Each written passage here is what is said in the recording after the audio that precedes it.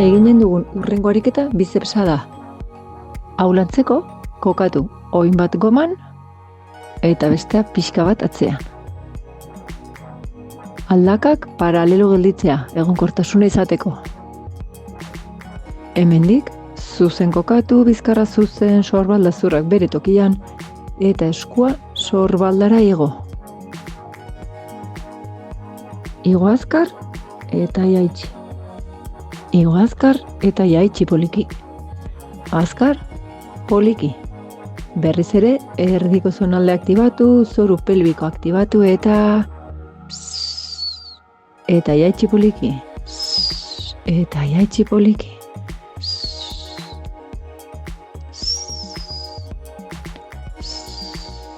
Bi besoekin batera ere egin dezakegu.